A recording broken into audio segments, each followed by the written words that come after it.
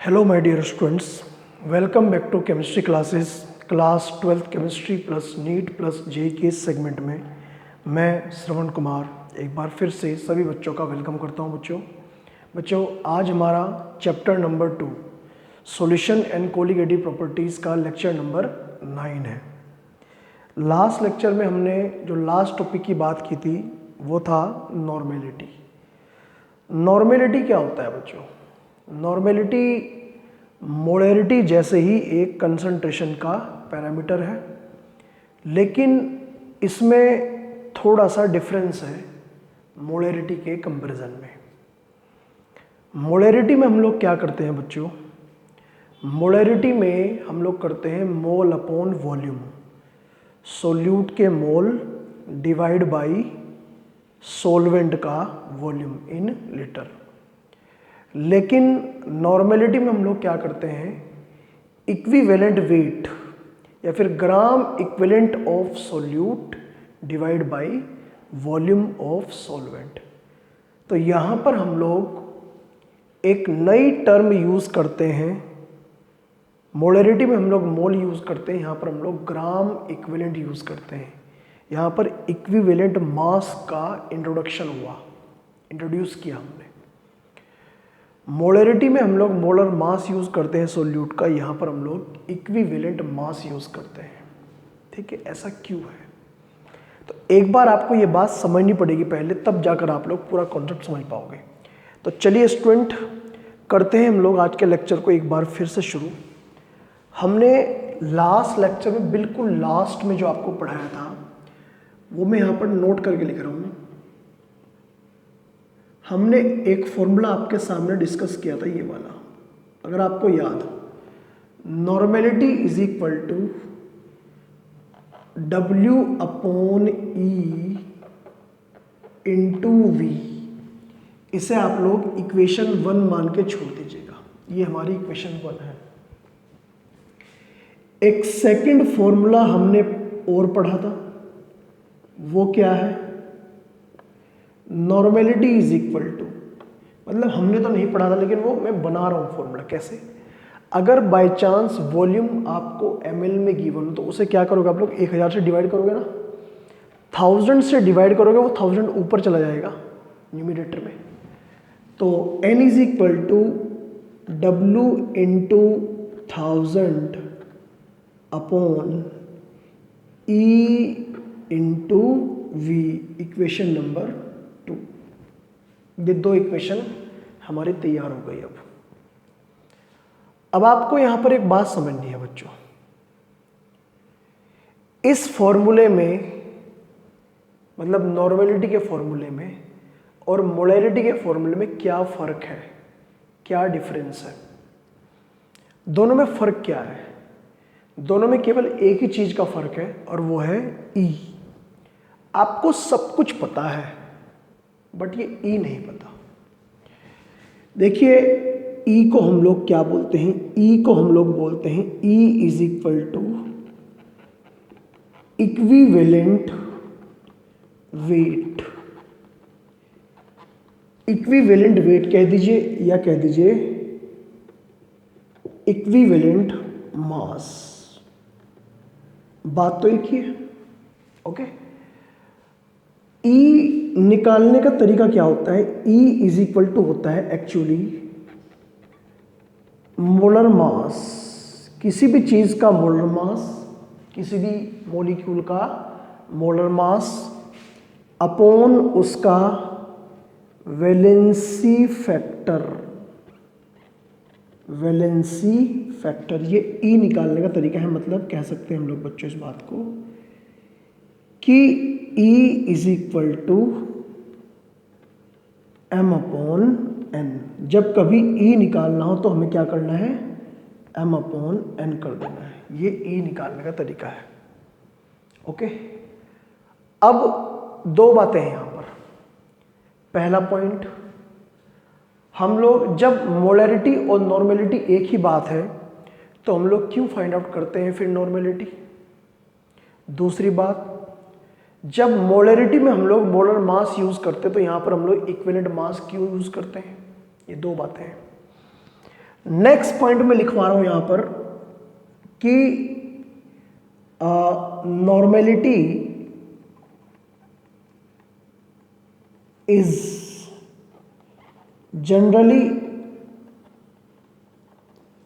generally calculated for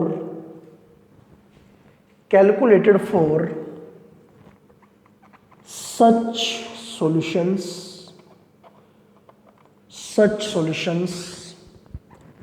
in which solute is ionic, जिनमें solute कैसा हो, आयोनिक। आयोनिक कहने का मतलब क्या होता है, ऐसा सोल्यूट जो अपने आयंस में टूट जाए, that is the solute which break down into their ions, जो अपने आयंस में टूट जाए, उनके लिए हम लोग जनरली नॉर्मेलिटी फाइंड आउट करते हैं। ठीक है स्टूडेंट, तो होता क्या है एक्चुअली ऐसा, देखो जब किसी सॉल्यूशन में हम लोग कोई सोल्यूट ऐड करते हैं, अगर वो सोल्यूट अपने कंपोनेंट में मतलब अपने आयंस में नहीं टूटता, मतलब कैटायन और एनायन में नहीं टूटता, तो कंप्लीट एक ही मॉलिक्यूल रहता है। और अगर वो मॉलिक्यूल है तो उसके लिए हम लोग क्या यूज़ करते हैं, मॉलिक्यूलर मास, सोल्यूट का मॉलिक्यूलर मास। लेकिन जब वो अपने आयंस में टूट जाता है तो पार्टिकल हो गई 1 से 2, और पार्टिकल ऐसे बने जिसमें एक कैटायन है और एक एनायन है। और आपको पता होना चाहिए कैटायन मतलब पॉजिटिव, उसका साइज कम होता है, एनायन मतलब नेगेटिव से। कैटायन का साइज कम, एनायन का साइज ज़्यादा। जब साइज में फ़र्क होगा तो मास में भी फ़र्क होगा, तो उनका मॉलिक्यूलर मास हम लोग एक्यूरेटली फाइंड आउट नहीं कर सकते। इसीलिए हम लोग यहाँ पर यूज़ करते हैं इक्विवेलेंट मास, मतलब ऐसा मास जो वैलेंसी से बैलेंस हो। ठीक है, मतलब हम कह सकते हैं ये बात, इक्विवेलेंट मास यूज करते हैं, दैट इज द मास, क्योंकि इक्वी वर्ड का मतलब होता है इक्वल, बैलेंस करना। मास बैलेंस्ड बाय वैलेंसी। ठीक है, समझ गए बात को। ठीक, मतलब आप अब इन शॉर्ट एक बात समझिए कि इन मोलैरिटी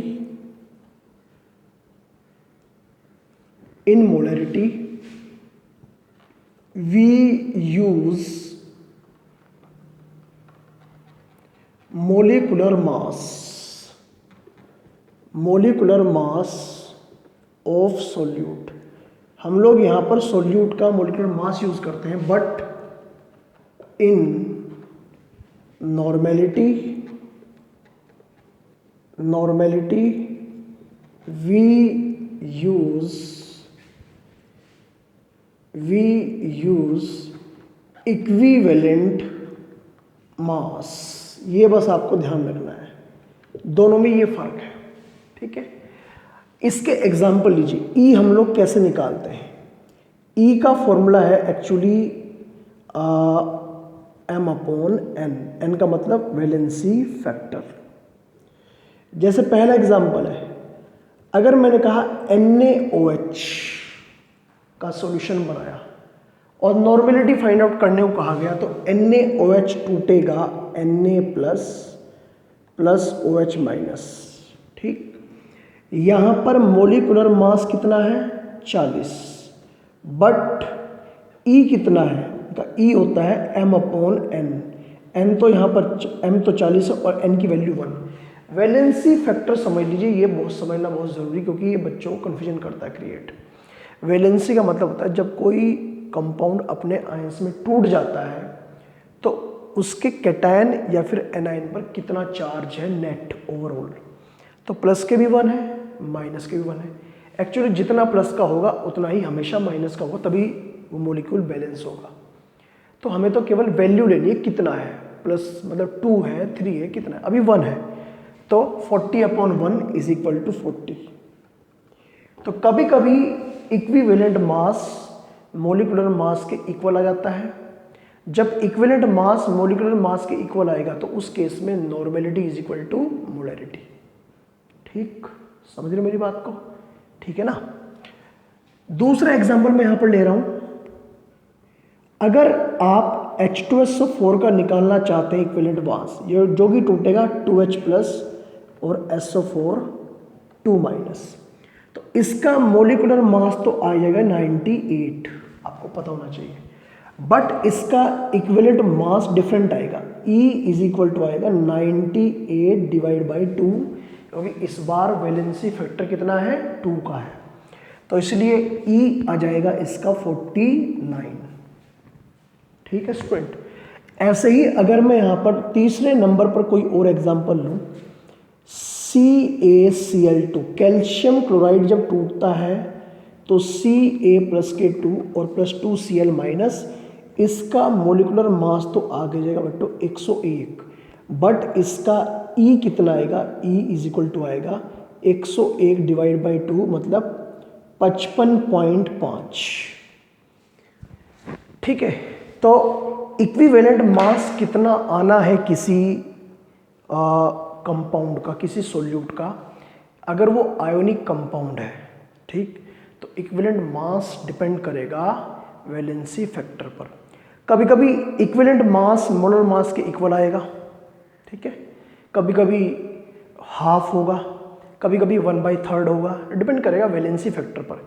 जितना वैलेंसी फैक्टर उतने ही टाइम्स डिक्रीज हो जाएगा E की वैल्यू। ठीक है, तो अभी तो बच्चों आप लोग ये वाला पोर्शन और ये वाला पोर्शन वीडियो स्टॉप करके अच्छे से समझ कर नोट कर लीजिए। फिर कुछ और एग्जाम्पल मैं आपके सामने डिस्कस करने जा रहा हूँ जरा, ठीक है, जिससे कि बात थोड़ी सी और इलेबोरेट हो और बात थोड़ी सी और क्लियर हो जाए। ठीक है, कुछ एग्जाम्पल से अपनी बात को थोड़ा सा एक्सप्लेन कर रहा हूँ, 1-2 पॉइंट और लिख पा रहा हूँ। ठीक है स्टूडेंट, ये समझाना बहुत ज़रूरी था कि इक्विवेलेंट मास और मोलिकुलर मास में क्या फ़र्क है, मोलैरिटी में हम लोग क्यों यूज़ करते हैं मोलिकुलर मास, ठीक है, एक नॉर्मेलिटी में हम लोग क्यों यूज़ करते हैं। तो आपको इन पॉइंट्स का ध्यान रखना है, सबका जो जो पॉइंट मैंने आपके सामने लिखवाए हैं यहाँ पर। ठीक है, आप लोग नोट करिए, हम लोग आगे बढ़ते हैं।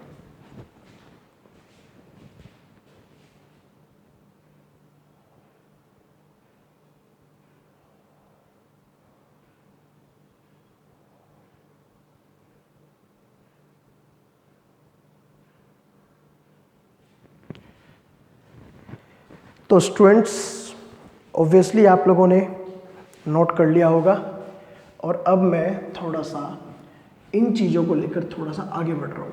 ठीक है, 1 बाय 1 करके आगे बढ़ते हैं बच्चों।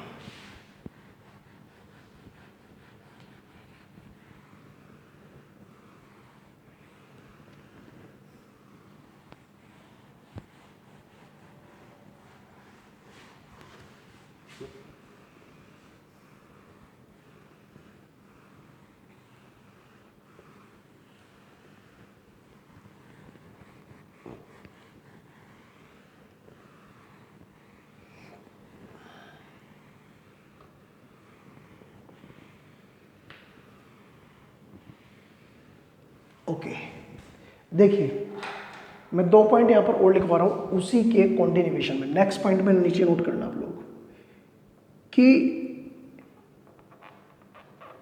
sometime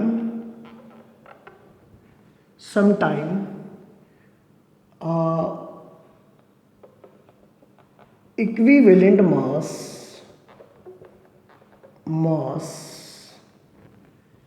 is equal to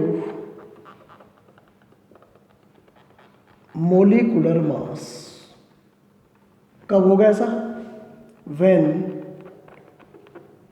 n is equal to 1, जब वैलेंसी फैक्टर 1 हो जाएगा। मतलब कहने का क्या है, E इज इक्वल टू होता है m/n, ठीक है। और जब ये n की वैल्यू हो जाएगी 1, चार्ज 1 आएगा, तो E इज इक्वल टू हो जाएगा m, दोनों सेम हो जाएंगे। और जब ऐसा हो जाएगा, इस केस में क्या होगा, in this case normality is equal to molarity. इस केस में नॉर्मेलिटी इज इक्वल टू हो जाएगी क्या चीज, मोलैरिटी। ये बात ध्यान रखनी है, ठीक है। जब ऐसा हो, क्योंकि दोनों में सेम चीज यूज होगी, तो ऐसा कहां पर होगा, ऐसा होगा जिनके लिए वैलेंसी फैक्टर 1 होता है, जैसे कि NaOH, जैसे NaCl, जैसे HCl, जैसे HNO3। जब ये मॉलिक्यूल टूटते हैं तो जैसे टूटेगा Na+OH-, ये टूटेगा Na+Cl-, ये टूटेगा H+ और Cl-, और ये टूटेगा H+ और NO3-। इस केस में हमेशा ध्यान रखना है n की वैल्यू कितनी होती है, 1, और जब जब n की वैल्यू 1 हो जाएगी उस केस में equivalent weight is equal to molecular mass और normality is equal to molarity, ठीक है स्टूडेंट। तो आप लोग मेरी बात को समझ गए होंगे। लेकिन अगर मैं कुछ और एग्जांपल्स आपके सामने लूं, जैसे H2SO4, जैसे आपका CaCl2, इन केस में, और भी है इनके अलावा बहुत सारे, इन केस में यहां क्या होगा, 2H+ + SO4 2-, Ca+ के 2 + 2 टाइम्स Cl। यहां पर n की वैल्यू 2 होगी और यहां पर n की वैल्यू 2 का मतलब क्या होगा, यहां पर इक्विवेलेंट वेट जो होगा मोलिकुलर मास का क्या होगा, हाफ, ठीक है। मोलिकुलर मास का क्या हो जाएगा, हाफ, ठीक है। तो कहीं पर हाफ होगा, कहीं पर 1/3 होगा, डिपेंड करेगा वैलेंसी फैक्टर। तो कह सकते हैं सो दैट वैल्यू ऑफ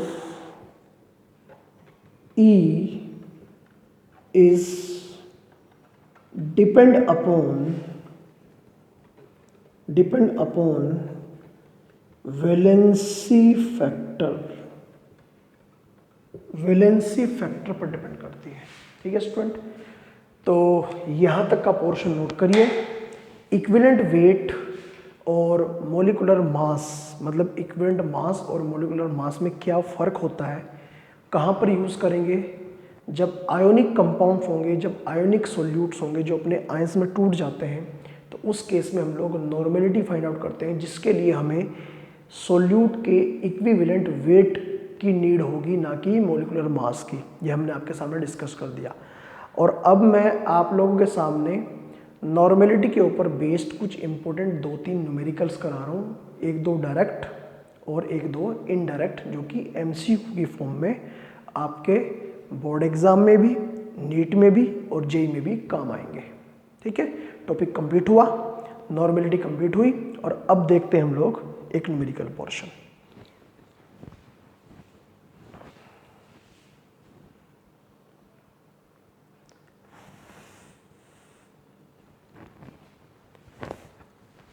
देखिए स्टूडेंट, न्यूमेरिकल पोर्शन हम एक बार चेक कर लेते हैं।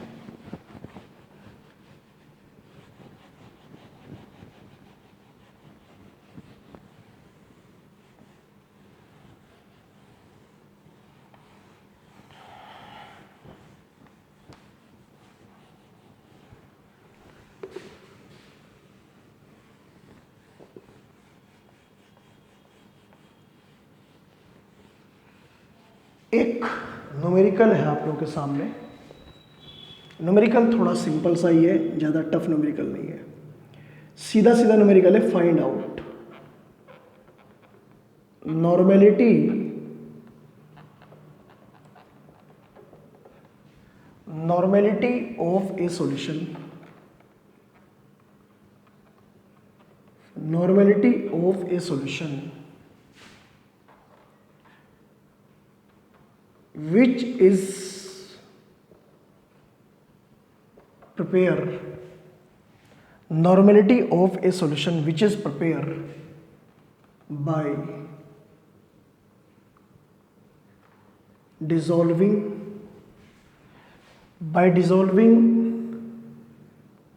10 gram calcium carbonate, 10 gram calcium carbonate in 100 ml of water। Simple सा क्वेश्चन है, ठीक है। अब जो इंफॉर्मेशन न्यूमेरिकल में गिवन है एक बार उसे देख लेते हैं क्या क्या गिवन है। हमें इस न्यूमेरिकल में सोल्यूट के रिगार्डिंग क्या गिवन है, सोल्यूट वेट है सोल्यूट का W1 इज इक्वल टू 10 ग्राम, क्योंकि कहा कि by dissolving 10 gram calcium carbonate in 100 ml of water, मतलब ये सोल्वेंट और ये सोल्यूट।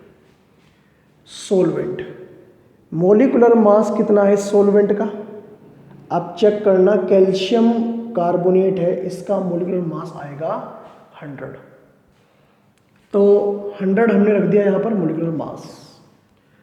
तो क्योंकि नॉर्मेलिटी फाइंड आउट करनी है तो कैल्शियम कार्बोनेट जो होता है CaCO3 ये टूटता है Ca प्लस के 2 में और plus CO3 2 minus.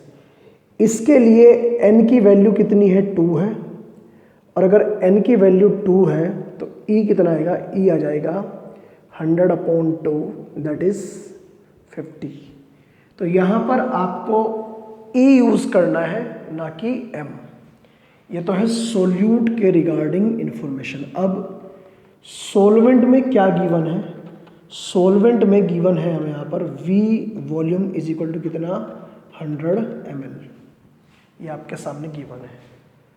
Normality find out करनी है तो नॉर्मेलिटी का फॉर्मूला क्या हो जाएगा, फॉर्मूला हो जाएगा नॉर्मेलिटी का, normality is equal to W into 1000 upon E into V, ये हमारा नॉर्मेलिटी का एक स्टैंडर्ड फॉर्मूला है, ठीक। सामने फॉर्मूला है, वैल्यू गिवन है, पुट करिए और आंसर निकालिए। तो कह सकते हैं normality is equal to W कितना है, सोल्यूट का वेट 10 ग्राम, बल्कि आप इसे W1 कहिए, ठीक है। 10 ग्राम 1000 हमने इसलिए यूज किया क्योंकि सॉल्वेंट का वॉल्यूम ml में गिवन है। इक्विवेलेंट वेट की नीड है 50, हमने फाइंड आउट कर लिया ऑलरेडी, और ये 100। पहली बात तो ये 3 0 हो गई कैंसिल, 1 2 3 कैंसिल हो गई, 10/5 बचा। तो 10/5 को जब हम लोग सिंप्लीफाई करेंगे डिवाइड करके तो n की वैल्यू आ जाएगी 2 इतने ग्राम पर लीटर। ध्यान रहे नॉर्मेलिटी की यूनिट ग्राम पर लीटर होती है, क्यों, क्योंकि यहाँ पर हम लोग मोल तो यूज नहीं कर रहे। नॉर्मेलिटी की डेफिनेशन जो आपको पढ़ाई थी हमने, उसमें लिखा था हमने कि normality n is equal to gram equivalents of solute divide by volume of solvent in litre. तो ग्राम इक्विवेलेंट का मतलब ऊपर से ग्राम आएगा, अपॉन में से लीटर आएगा, तो ग्राम पर लीटर हो जाएगा। मोलरिटी में होता है मोल पर लीटर, ठीक है। तो पहला क्वेश्चन तो आप लोग सिंप्लीफाई, बिल्कुल सिंपल आसान क्वेश्चन, इसे नोट कर लीजिएगा। और अब मैं आप लोगों के सामने 2 क्वेश्चन करा रहा हूँ, थोड़े से ऐसे जो मॉडिफाइड होके आते हैं, ठीक है, एक बार उन्हें देखना है, ठीक है। लेकिन वो क्वेश्चन कराने से पहले मुझे आपके सामने एक छोटा सा डेरिवेशन कराना है, और वो है relation between normality and molarity. तो एक बार उसे देख लेते हैं और फिर वो बचे हुए 2 क्वेश्चन कर लेते हैं।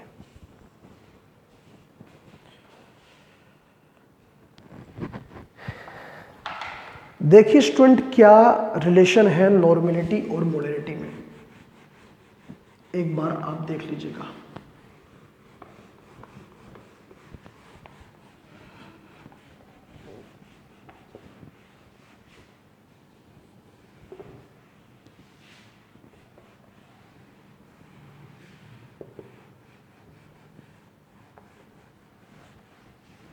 देखिए स्टूडेंट, क्या फर्क है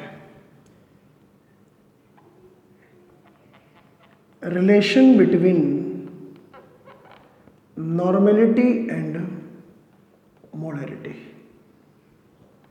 छोटी सी हेडिंग है, मोलरिटी इज इक्वल टू होता है W into 1000, W into 1000 upon M into V, equation number 1। एक ये फॉर्मूला होता है normality is equal to W into 1000 upon E into V, equation number 2। क्या करते हैं, डिवाइड इक्वेशन 1 बाई 2, इसे इससे डिवाइड कर दीजिए। तो molarity upon normality is equal to, जो वैल्यूज गिवन है उन्हें रखो, W इंटू 1000 पहले वाले में अपॉन M इंटू V, ठीक है। टोटल क्या अपॉन में W into 1000 upon E into V, जो कैंसिल हो रहा है डिवाइड कर दिए। W से W कैंसिल, 1000 से 1000 कैंसिल और V से V कैंसिल। क्या बचेगा 1 अपॉन M और नीचे 1 अपॉन E। तो molarity upon normality is equal to, ऊपर बचा 1 अपॉन M और नीचे बचा 1 अपॉन E। इसे सबसे ऊपर लेके जाइए और इसे सबसे नीचे, मैथमेटिकल कॉन्सेप्ट है। और आपको साथ साथ ये पता है कि E इज इक्वल टू होता है molar mass upon valency factor. इसका यूज करेंगे हम लोग यहाँ पर। तो molarity upon normality is equal to आ जाएगा E अपॉन M। इसकी वैल्यू पुट करो, molarity upon normality is equal to ये आ जाएगा आपका M upon N divide by M, ठीक है।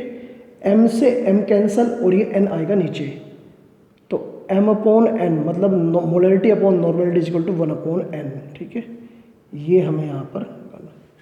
अब ये N क्या है बता रखा आपको, N है यहाँ पर वैलेंसी फैक्टर, ठीक है स्टूडेंट। क्रॉस मल्टीप्लाई कर देना, फाइनल फॉर्मूला आपका बन जाएगा आपका normality is equal to N times molarity, जहाँ पर N क्या है वैलेंसी फैक्टर। आपको ऑलरेडी समझा दिया है कि N हम लोग फाइंड आउट कैसे करते हैं, स्मॉल n वैलेंसी फैक्टर, ठीक। जैसे मोलिकुलर मास और इक्विवेलेंट मास में आपस में रिलेशन है ना N की टर्म में, तो वही रिलेशन बन के आएगा नॉर्मेलिटी और मोलरिटी में, ठीक है स्टूडेंट।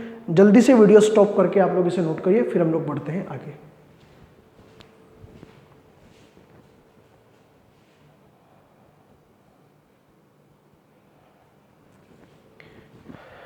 तो स्टूडेंट, आप लोगों ने आज का लेक्चर बहुत ध्यान से देखा होगा, बहुत ही इंटरेस्टिंग टॉपिक था आज का, समझाना बहुत ज़रूरी था, ठीक। नॉर्मेलिटी तक का कॉन्सेप्ट हमने कंप्लीट कर दिया है। हाँ, इतना ज़रूर है कि 1-2 न्यूमेरिकल बचता ज़रूर है। आज के लेक्चर में तो पूरा नहीं हो पाएगा, लेकिन हाँ इतना ज़रूर है कि नेक्स्ट लेक्चर में हम लोग नॉर्मेलिटी के 2 न्यूमेरिकल के साथ में हम लोग लेक्चर की शुरुआत करेंगे, ठीक है। आज के लेक्चर को हम लोग यहीं पर कंप्लीट करते हैं और मिलते हैं नेक्स्ट लेक्चर में। नॉर्मेलिटी के स्टार्टिंग में 2 न्यूमेरिकल कराएंगे और बाकी बचे हुए जो कंसंट्रेशन के पैरामीटर्स हैं उन्हें कंप्लीट करेंगे, ठीक है। ये मान के चलिए कि नेक्स्ट लेक्चर में हम लोग कंसंट्रेशन के रिगार्डिंग जो भी टर्मिनोलॉजी मैं आपको बताऊंगा या सिखाऊंगा वो कंप्लीट हो जाएंगी, ठीक है स्टूडेंट। तो चलिए फिर आज के लेक्चर को कंप्लीट करते हैं और मिलते हैं नेक्स्ट लेक्चर में। Thank you and all the best.